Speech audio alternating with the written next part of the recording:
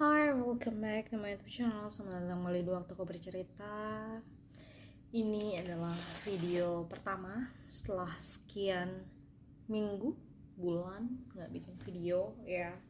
Aku tuh udah jarang banget bikin video untuk Waktu Aku Bercerita. Kebanyakan video aku itu short, karena itu pun juga short-shortnya yang aku ambil ketika di Aussie kemarin. Ada beberapa yang di Bali nggak? Iya, kayaknya ada beberapa juga yang waktu aku jalan-jalan di Bali, tapi ya kebanyakan hanya short. Kalaupun aku bikin video yang kompilasi, itu juga tadinya kayak short gitu. Terus Aisyah waktu aku hi, welcome back to my YouTube channel, selamat datang kembali di Waktu Aku Bercerita. Terus habis itu udah selesai, nggak dilanjutin lagi. Jadi cuma berapa detik, nggak dilanjutin lagi. Terus kan nggak bisa gitu, jadi dimasukin ke video panjang kalau cuma segitu doang. Akhirnya ya udahlah, daripada kebuang sia-sia gitu video yang udah diambil, akhirnya aku compile jadi satu. Aku tetap aku naikin. Cuma untuk yang kayak bercerita begini itu terakhir tuh kapan ya, November, Oktober, lupa, saking lamanya udah sampai lupa. Karena aku sudah bukan bosen, cuma kayak ngerasa capek, energinya itu kayak banyak terkuras. Terus juga kayak nggak punya banyak inspirasi, nggak tahu apa yang mau disampaikan. Terus apa ya,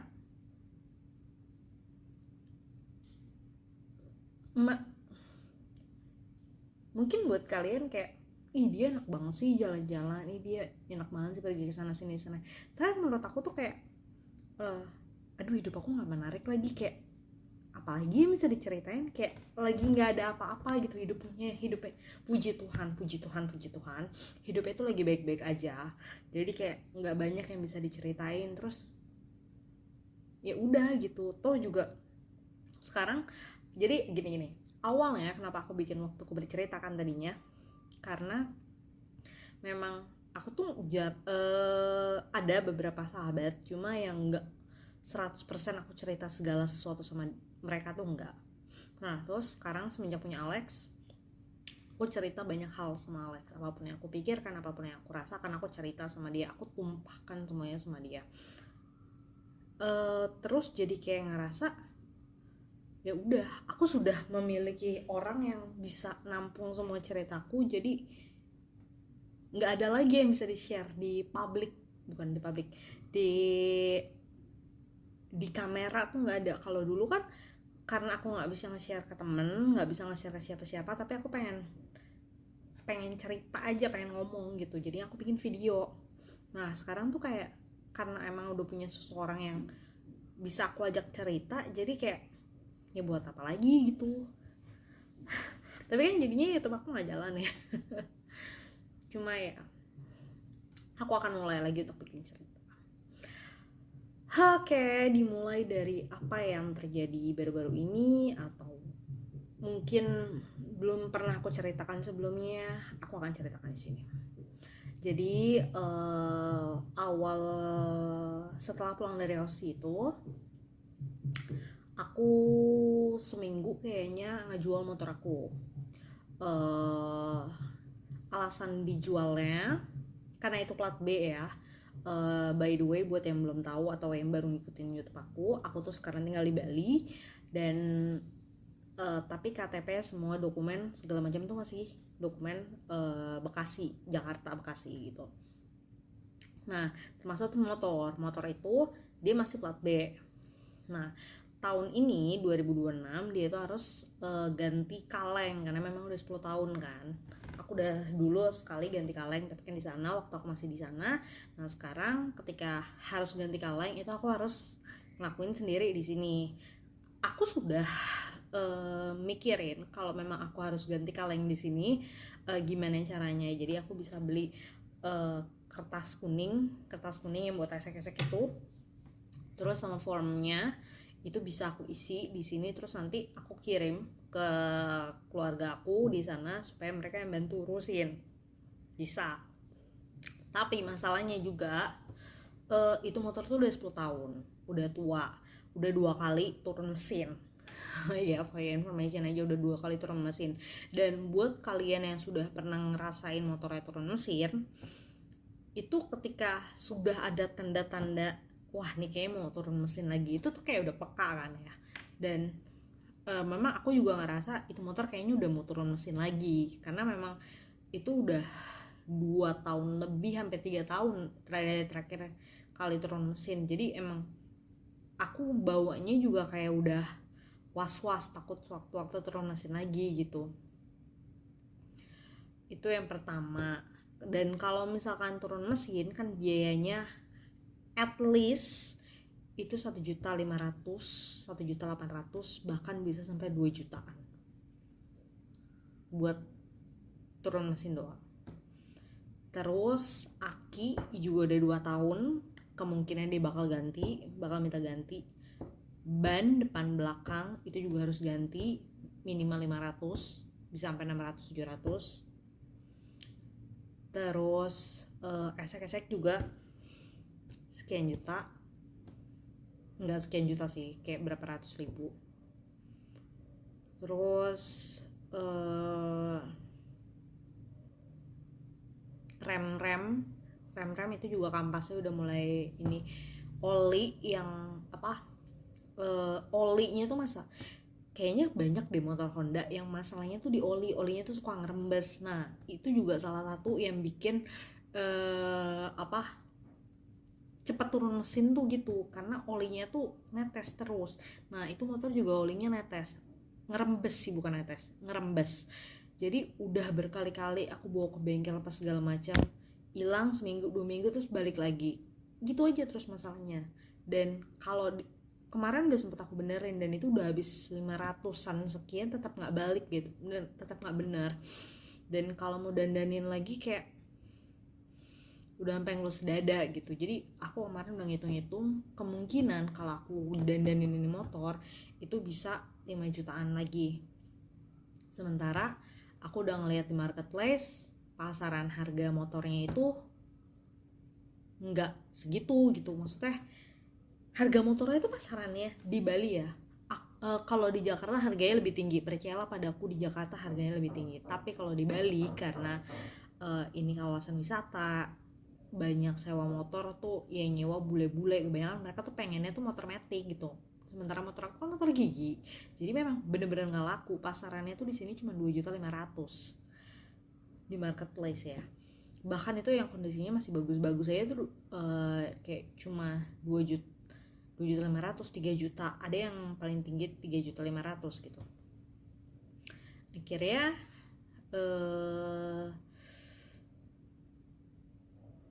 aku jualnya ke temen. Jadi teman aku, ponakannya ada yang mau beli, terus yaudah deh, tadi aku mau jual 4 juta, tapi karena aku tahu kondisi motor aku, kasian. Emang harusnya kan gue kalau jualan nggak kayak gitu ya, cuma ya udahlah, toh gue juga jual motor ini bukan karena gue butuh sih, siapa sih yang nggak butuh duit. Nah lo kebangetan deh kalau ngomong nggak, maksudnya kayak gue cuma pengen ngelepas ini motor karena ini motor pertama banyak memorinya, tapi masalahnya gue udah nggak bisa nampung di sini. Gue tuh cuma boleh bawa 1 motor. Akhirnya mau nggak mau kalau gue mau beli, gue harus ngelepas ini dulu. Nah terus kemarin gue punya 2 opsi nih, jual sendiri atau dijual lewat Honda. Ini kan motor Honda ya, apa dijual lewat dealer. Nah tapi kalau misalkan gue dijual lewat dealer, berarti gue semua surat-surat apa segala macam juga harus dari Bali, alamat di Bali. Ntar kan gue KTP nggak Bali. Nah terus kemarin domisili, bisa pakai surat domisili, tapi nambah biaya. 2, harganya lebih mahal. Kalau OTR Bali itu harganya lebih mahal daripada OTR Jakarta. Yang ketiga, alamatnya itu nggak bisa exactly alamat kosan gue. Dia tuh alamatnya tuh bisa ngambil alamat di daerah-daerah sana gitu, yang terdekat sama mereka, yang bisa mereka jangkau gitu. Gue udah sempet tanya, terus kayak Setelah dipikir-pikir, setelah dihitung-hitung mana yang lebih worth it, terus ini ketika gue tadinya cuma basa-basi doang, gue ngomong sama temen gue, ada yang mau beli motor gue nggak, harganya segini. Gue samain harganya sama ketika Honda mau beli motor gue gitu, mau bayarin angka motor gue. Karena kan balik lagi, pajaknya Jakarta kan, nomornya Jakarta, semuanya Jakarta. Terus ya, oh ternyata diseriusin dia, oh mau nih nah. Terus ya, gue baru ngomong pagi, sorenya diambil, langsung diambil hari itu juga. Terus ya udah, nah di situ posisinya kan gue kan belum beli motor ya, belum beli motor baru. Kira ketika itu diambil, ya udahlah gue nggak punya motor. Nah terus itu hari Jumat, hari Sabtunya gue minta kakak gue untuk nyari motor pada saat itu juga. Nah terus akhirnya motornya pakailah dokumen yang di Jakarta. Jadi semua, karena memang dokumen gue semuanya Jakarta, jadi beli yang di sana, plat sana, OTR sana. Terus motor diantar hari itu juga, tapi karena gue harus dikirim ke Bali, buat dikirim itu harus nunggu surat-surat dokumen. Nah STNK-nya baru turun tuh 14 hari kerja ya, jadi nggak termasuk weekend. Baru nyampe tuh beberapa hari terakhir gitu. Di situ surat-surat diantar, mau dikirim, jelalah di sana tuh hujan, di Bekasi itu hujan. Drivernya udah datang, driver yang mau ngangkut tuh udah datang, tapi karena dia sendiri, motornya itu nggak bisa dinaikin ke truk. Kan yang ngambil pakai truk ya, dia nggak bisa dinaikin ke truk, butuh orang, sementara nggak ada orang. Terus juga hujan nggak berhenti, takutnya jatuh. Nah akhirnya, karena siang juga kan, emang orang-orang pada kerja di situ, nggak ada orang sama sekali. Akhirnya nggak jadi diambil, 1 hari 2 hari, akhirnya hari ketiga baru diambil. Sorry, 1 hari nggak diambil, hari kedua tadinya nggak mau diambil juga karena rutenya tuh nggak ada yang searah gitu. Akhirnya tetap diambil tapi malam banget. Nah gue ngubungin kan, jadi setelah diambil baru dikasih resi, kita bayar, baru motornya diproses kirim kan. Nah kebetulan karena diambilnya itu sekitar jam 10-an, kan CS-nya itu orang Bali ya, maksudnya jam 10 Jakarta kan jam 11 di sini, dan orang Bali, sorry, CS-nya itu orang Lombok. Nah gue kan sama gue yang tinggal di Bali sama Lombok kan kita jamnya sama nih, di sana jam 10 kan di sini jam 11. Nah ketika jam 11 gue chat mbaknya, maksudnya ini gue transfernya kemana apa segala macem, itu udah nggak dibales. Ya memang udah tidur apa sih jam 11 malam, siapa juga, gue juga kalau kerja malas gitu balas chat jam 11 malam gitu. Akhirnya baru dibalas besokan paginya. Ya udah besokan paginya gue dikasih nama rekening, gue transfer. Ya udah diproses hari itu juga, tapi kan penerbangan malam, jadi ya udah hari itu sehari 2 hari, hari ketiga baru nyampe. Jadi total 5 hari. 5 harinya karena 2 harinya nggak jadi, yang hari pertama nggak jadi diambil, hari kedua diambilnya malam, jadi prosesnya jadi 1 hari 2 hari, hari ketiga nyampe gitu. Udah deh. Tapi total sih ketika gue sudah jual motor, gue beli di OTR Jakarta, gue kirim motor plus asuransi segala macam, itu jauh, harganya masih jauh lebih murah sih ketimbang kalau gue beli di Bali. Tapi ya balik lagi, ini hanya POV gue, jadi kayak nggak ada anjuran untuk ngikutin gue atau bagaimana, ininya murni kalkulasi gue aja gitu. terus juga lebih ngerasa safe aja sih karena dokumennya itu loh. Karena ini kan gue tuh bukan tipikal orang motor gue pindah kota terus motor gue jual apa segala macam, enggak. Jadi gue tuh suka memorinya gitu. Kalau bisa motornya ketika gue pindah lagi ke Jakarta motornya bisa gue bawa, gue kan bawa gitu. Gue suka memorinya, apapun yang sudah gue beli tuh gue suka memorinya gitu. Jadi gue nggak suka buat gonta-ganti apa segala macam. Kalau bisa sampai rusak dulu. Seperti motor yang sebelumnya kan itu sampai rusak dulu baru gue ganti gitu. Nah, gue berharapnya motor ini juga nemenin gue seperti itu. Gitu. Terus ya tadi kan udah gue udah info ya selama 3 minggu sampai motornya itu nyampe. Nah, selama 3 minggu sampai motornya nyampe itu gue jalan kaki. Gue kerja jalan kaki. Kebetulan jaraknya dari kosan sampai ke kantor itu cuma 3 kilo. Dan kenapa milih jalan kaki? Karena gue tahu gue nggak akan pergi nge-gym sih kalau misalkan gue lagi nggak ada motor gitu.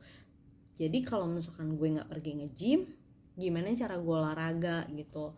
Jadi ya udahlah sekalian aja gue berangkat jam 6, gue mandi di kantor, pulang jam 4, nyampe rumah jam 5. Kan gue udah olahraga bolak-balik 7 kiloan kan, jadi udah lumayan, gue udah gak perlu gym lagi. Jadi itu yang gue lakuin selama 3 minggu, kecuali kalau hujan. Kalau hujan biasanya berangkatnya gue naik Gojek, pulangnya